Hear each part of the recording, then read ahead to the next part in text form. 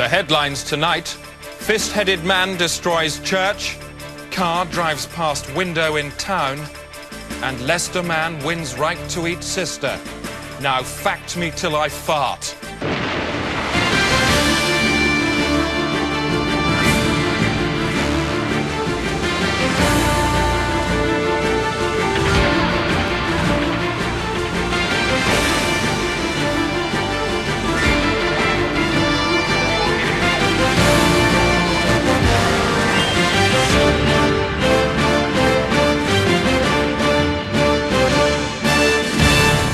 Coming up as stories in the programme, peace talks collapse as Serbs strap 400 monkeys to the back of Owen's Volvo. That does make it harder to reverse.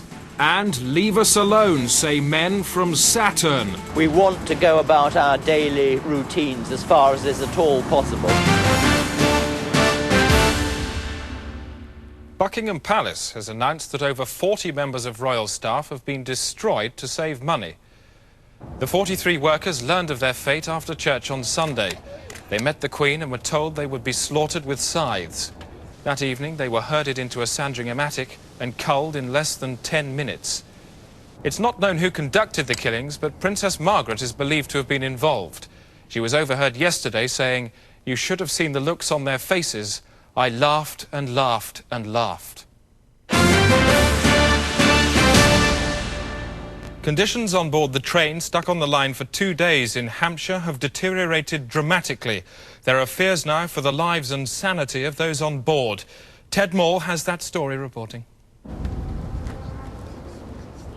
At first, the concern was for the commuters, stuck on a train because a signal got jammed by a dead bird. But when farmer Peter Yates took them sandwiches this afternoon, the situation changed dramatically. 2 commuters jumped him like raptors and threw him aboard. 20 minutes later, he managed to get off the train and tried to escape, but was lassoed by a man with a rope and pulped. Just over an hour after that, a naked Mr. Yates appeared briefly for the last time, trying to haul himself out of a window, but it was a naff effort. Most ominously this evening, the commuters were seen struggling with a sack containing an object that was obviously as heavy as a human body, and then throwing some kind of weird ritual.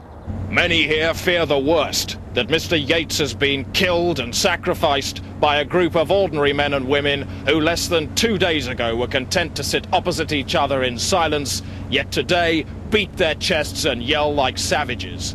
Moments ago, we intercepted the sound of the guard trying to radio for help. Get these people! There's a woman!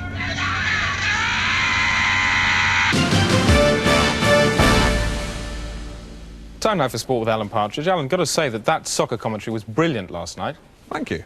It really was. I mean, I'm not very interested in soccer, but I was totally absorbed and entertained by the whole thing.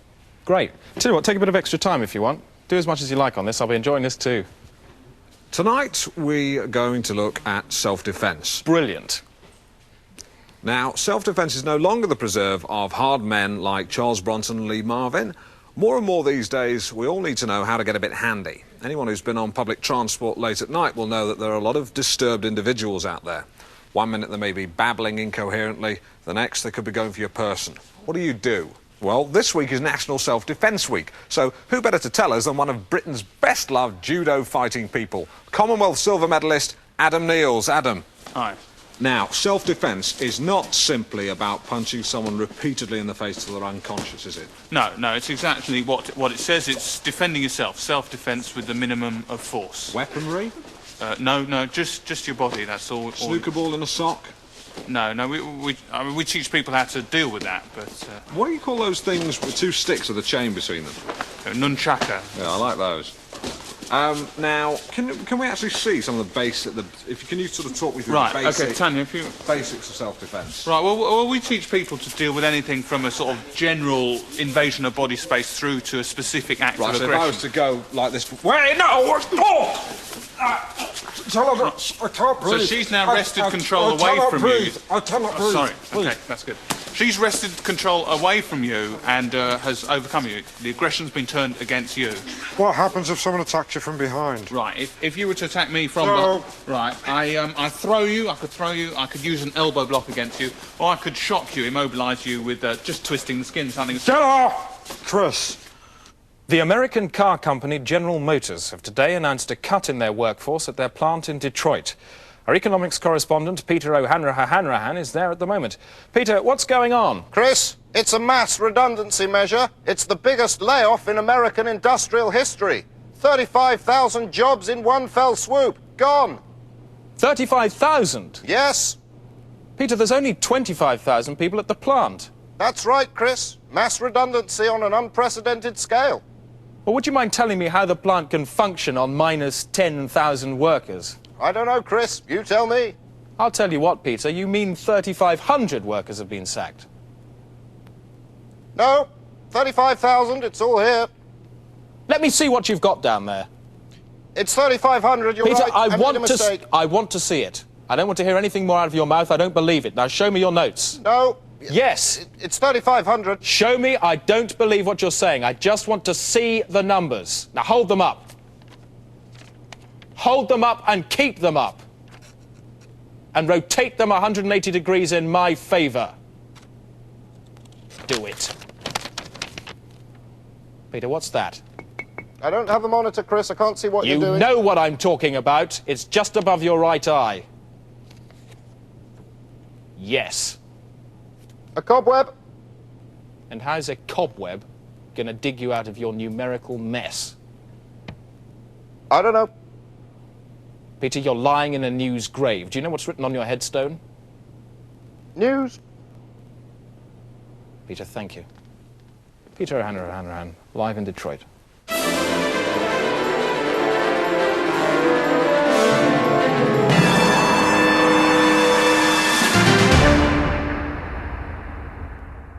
What is a gay? Now back to the stuck train, where one of the commuters, now no more than a bunch of wild savages, has given himself up. Here's Ted Maul. All afternoon, aggressive volleys of rubbish thwarted attempts to get the train moving again. Barricaded into his engine, the driver has constantly to defend himself with tools. Then, in a rare lull, perhaps the commuters were sleeping or praying to some new god, one of them left the train. Gerard Hort, a civil aviation engineer, had broken free from the train of hell, but it had left its mark. The man was in no state to give an interview, but it was possible to extract the following information. The commuters are split into two factions, one led by a woman believed to be an insurance broker from Staines. They wear blue ink on their heads, and a smaller group who worship fire. They rallied round a grease monkey from Acton. With the signal here still jammed by the dead bird, there's only one hope now, that a police marksman can shoot it out, giving the driver a slim chance of making it to Liverpool Street before he's torn to pieces. Time for travel now from Valerie Sinatra in the travel pod a mile above the centre of Great Britain. Valerie, tell me about everything. Well, I don't know about everything, Chris, but... I could teach you. I do know that it's best to avoid the A1M this evening south of Newcastle. There's a crash that's been going on for several weeks, and so far it's involved 9,000 vehicles, so that's really Deathsville. Good news, however, for travellers on the M25. Workers have finished cobbling that, so that's great. The M6, however, in Liverpool is still at a standstill. That's due to the mad cow hanging from a bridge. The M50 is clogged up again. That's not my fault. And the M11 is slow between junctions 5 and 6 due to some police escorting some birds to the coast. That's about it, really. I don't know, it looks like a Robertson's factory down there. Sorry? All the jam. That's right. Golly. Gay Desk now from Colin Popshed. Thanks, Chris. Quick roundup of today's gayness now, starting with the roads. The M70, the A3, the B664 and the A48M, they're all gay as from midnight tonight. The gay elements are potassium, zinc, hydrogen, copper and argon. Quick look at the world's walls. The Wailing Wall is gay, Hadrian's Wall is very gay, the Great Wall of China, that's not gay, and the Old London Wall has also stopped being gay. Gay cars next. They're the same as last night. All Volkswagens registered between 1982 and 1985. They stay gay for another fortnight. And finally, the gay seas are the Caspian and the Mediterranean. So, see you there. Chris. Thanks, Colin. He's not gay, by the way. We wouldn't employ a homosexual. Offices. We all know what they're like. Can I borrow a stapler, please? But many are now undergoing radical restructuring through the work of Lester Beck of Events International. His latest project was on the offices and people of Klubrox Pharmaceuticals in Windsor. Yeah, we can, as much as you want, Harry. Anthony Pon is Klubrox's office manager. He and his sales staff are about to become part of a unique experiment in management training. It was about Thursday, wasn't it? An experiment they shall never forget, and from which one of them will never physically recover. So what we must do is construct a raft, and onto the raft we will put ourselves. Lester Beck is the author of a radical management system known as disassemblage. The disassemblage procedure relies on dismantling each employee's emotional makeup and then reassembling it in a different order. What are we? Are we human? Are we fully human? Or are we not human? What does it mean to be not human? We need to be human. So, let's get it into the present, huh? Let's kick some ass into life. The team convene at 6 a.m. of the first day and are immediately disassembled. You know that you often say instead of speaking? Did you know that? No. Does everyone else notice this about Anthony? Yes. Therefore, every time you say we're going to remind you that you're saying by going as well, okay? Don't take it personal. I'm the office. I'm the office manager. I'm responsible for the run. I'm the office manager. Yeah, all right. Stop it. Stop it. Good. I want you to give Christine a gift, and the gift you're going to give Christine is the gift of the truth of who she is to you. John. You dress like an old lady and you've got a stupid face. Good. Hit Christine. Christine, say thank you. Thank you. Good. Lisa.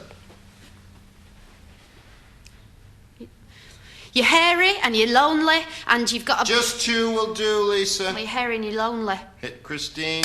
Good. Anthony. You've got no sense of humour and you're always there. Christine, hit Anthony. Oh. Good. Good. Beck takes the team out into the field to test purchasing techniques. Okay, what we're going to do is we're going to buy a newspaper, okay? And this is where we're going to get what we want. John. Hey, hello, my name's John. I'd like a Today newspaper, please. It's 2025, yep. He's got the right change. Thanks very much. Thank you very much. Good, John. Anthony. Lester, can I just ask, are we, is it... Buy a paper, Anthony! One thing, though. Buy a paper! Can I don't know, because I've already bought one, you see. I don't know whether I should buy the same one or... That's not important for the exercise. Can I have a... please stop it! Come on, Anthony, buy a paper. Come on. Okay, buy some candy, I don't care. I don't go on! That's all right, I got the mirror! I got it! I got the mirror! Coming up, Clinton welcomed home after machine gunning 400 buffalo.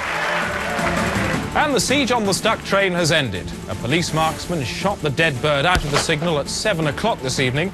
And the train, which had been stuck on the line for 57 hours, full of commuters going berserk, pulled off in a cloud of burnt diesel.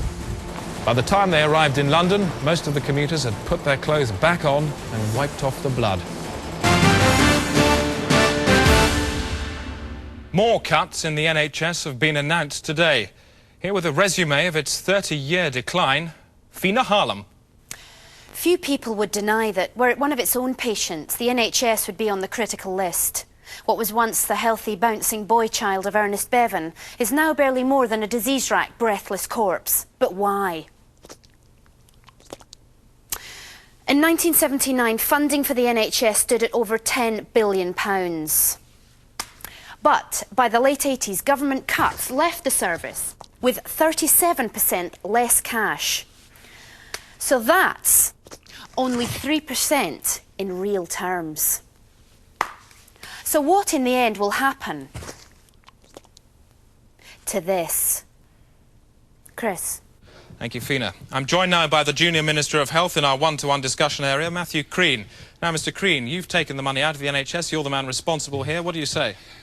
I want to say I want to discuss this report. Well, let's not discuss this report. Let's discuss the figures. No, we have to discuss the report because this report is a tissue of lies. It is, Hang on a usual. second. Let's just stick to the figures, shall we? You're destroying the lives of patients. What do you say about that? No, I want to stick to this report. This report is a tissue of lies. It's completely jaundiced. What are you saying? Lies? Absolute lies. It's nonsense from beginning to end. How dare you say this? I think this report is a perfect example of tabloid television at its very worst. Listen to this. I'm not having any more of this. I didn't come here for this this evening. I certainly didn't want to talk to people like you. Now, don't ever come back again. I really won't have any of this.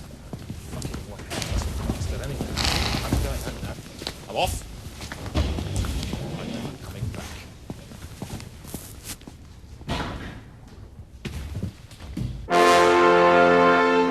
The Day Today. Bagpiping fact into news. Environation from me, Rosie May. The war raging between two nations of crabs in the Bay of Biscay has claimed more human lives. Last night, a Portuguese trawler was dragged underwater by the turbulence of a massive battle between over 400 million crabs fighting for territory on the ocean floor. Blinking. In England, over 700 million hours a year are spent blinking. That's why a Leeds firm has built a special light which switches itself off for the duration of each blink. The device is also triggered by other activities which don't require light, such as sleeping and grieving. I'm Rosie May and the world is at my teat. Staying now with the world, but it's the human world this time, which is around the animal world and sometimes on top of it, making a politics and events rather than environment stuff. With the day-to-day international news roundup. Moscow. Hello, Chris. Here in Moscow, it's Russia's chronic nuclear waste problem that's dominating the news live this hour. The latest plan is to hand out small parcels of plutonium waste to school children. Nuclear experts visit schools and the children are taught songs celebrating the efficiency of atomic power.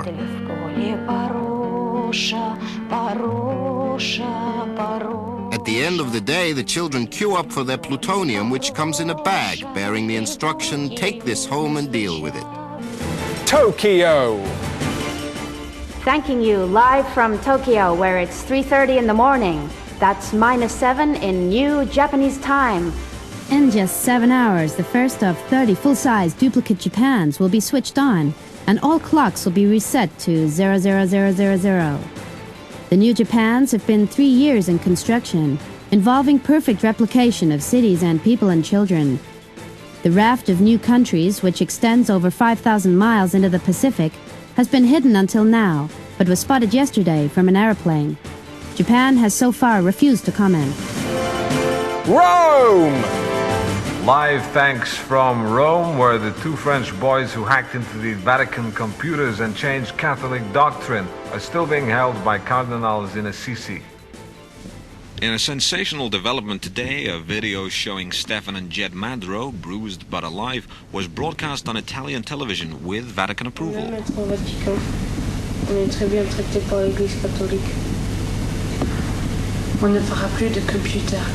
The boys were snatched from the street 2 days ago and held in a turret after admitting they had tapped into the new Vatican Theology Bank, a computer which contains the full doctrine and law of the Catholic Church. The Vatican realized the computer had been tampered with when they discovered Jesus had died of food poisoning aged 19 and Lou Reed had been canonized as a saint. And that's the way the world is today from Rome. From Tokyo. And from Moscow. Goodbye. Chris. Wrong, all of you, because Calately's Sisters is doing the business, not me. Thanks, Chris. And there was a big whoop of dismay in the city today, Chris, when Troublefinch Dusky Holdings chopped off an eighth at 2.4 after a disappointing gutter surge tomorrow. Chris. The Central Numerical Council issued the new 7 today. It'll be 3 kilos heavier than the old 7 and made of glass. Chris. Calately Sisters. SPAC Handy Chop Tubes up 2.4, but let's see how the pound fared today with a quick look at the currency Susan. And as you can see, it started off the day quite healthily as a medium Susan, while the yen surged to a quite attractive, popular Susan by close of trading, with the mark resting on a plain, dumpy Susan with bad ears. Chris. Summary. Business. Chris. Your complaints. This is my complaint, right? TV is the most unkinning, unhappening, unsucceeded piece of sheet in the hood right now. You gotta get it. Totally discount you. More in the area, see, I'm talking. More ragga, more boggle, more death metal and Belgian house. You hear me? Let's get TV banging, mud the far cuss. When I drive my car, I am not driving, I am participating in a conspiracy called traffic. I will walk. Time now for the weather from Sylvester Stewart on the Weather Pinball. Starting tonight in the southwest, where it should rain in drops the size of a wrestler, but fortunately, most of the rain they're not quite reaching the ground. On now to Scotland and the north of England. Quite warm, about the temperature of a cow. However, a very stupid area of low pressure moving in from the Midlands will bring some heavy breezes later on, a bit like the first rush of euphoria induced by a large dose of heroin. On to the northeast. There'll be some heavy thunder there, about as loud as a woman. So the summary then? Cool showers wet, cool showers wet, cool showers wet, cool showers wet, cool showers wet. Time now for Alan Partridge. Got some sport for us? Certainly have, Chris. Great. And just some late-night soccer results. Here they are for Division 2. Sheffield Bonanza 1, Dynamo Aberdare 4, Manchester Coherent 2, Jill Morel 2. And the Scottish Division 1 game between Taste of Dunfermline and Strathcarnage cannot be stopped. Good night. Your complaints. This is my complaint, right? TV is the most unkinking, unhappening, unsus piece of sheet in the hood right now. Look at the lens, please. Oh, sorry. You got to get it. Totally discount you. More in the area, see? I'm talking more rugger, more boogle, more death, mental and... Death metal. Death metal and Belgian house. You hear me? Let's get TV banging, mud the far cuss. And look at the camera again and nod your head as you say that. So, mud the far cuss. And say that again once more into the camera, the last bit. Mud the far cuss. Thank you, sir. Back now to the day-to-day documentary on the efforts of Lester Beck to revamp the people and offices of Klubirox Chemicals in Windsor. Okay, let's make the Day 3, and Lester Beck places a powerful new variable in the office environment. If we released a live pig into the office, how would you be able to cope? Lisa. What, the pig that's our anger? Within us. No, pig. A real pig. What would happen? Would you be able to cope? Let's see. Okay, please release the pig. Release the pig, please. Oh, no, it's a pig. Okay, this is Snorkel. Say hello to Snorkel the pig. Get involved with the pig. Who allowed you to get involved with the in my... pig? It's standard practice in Events International to intertextualize. This is my office. This is my office. Get this pig. Get a knife. Get this. Get a knife or let's kill it. Stop it. Get a knife or something. This is my office. You have. I think, will you, Andrew, Listen to just because it might drop Stop his baby. shouting. He might have a baby. It will if you keep shouting. Listen to Just Christine. let's She's put some speaking paper- sense And here. you stop shouting. And please, can we let's just put some paper down and keep it happy. Right. Come on now. Come on, pig. Good, Christine. Oh, we got an apple or anything, Jimmy? You just sit on that. Can I get some more? Hello? See, the pig doesn't care about you, but you care about the pig. This is your problem. Can you get to my desk, please? Yes, hello. We're a bit tied up at the moment. Can you wait? Tell him about the pig. We've got we got something happening. Sorry, I'm so sorry. We've got a pig in the office. A pig. Yes, it is a real one. Please continue that conversation. Meanwhile, in training sessions, one employee, John Histons, questions Beck's techniques. Let me ask you a question. When you go to the toilet, do you have an Armitage Shanks interface defecation scenario, or do you just have a shit? Mummy's gone, and you want to cry like a baby. You. That's good, John. Up him onto the carpet. Down you come. Now, John, I want you to imagine that the carpet is your mother. Beat up on your mom who left you. Go on. Get it out, John. Go on. Go on, hit it. Hit it, John. Don't cheat on yourself. Imagine it's your mother. Go on. It's your mother. Where did you go? Kick it. Go and kick it as She well. left you, John. She didn't understand that you were suffering, and it's taken you 25 years to get over it. But you're doing it now, John. That's good. Just beat up on the carpet. Go on, John. Don't give up. She's taken all the best years of my life. Christine, don't get too excited.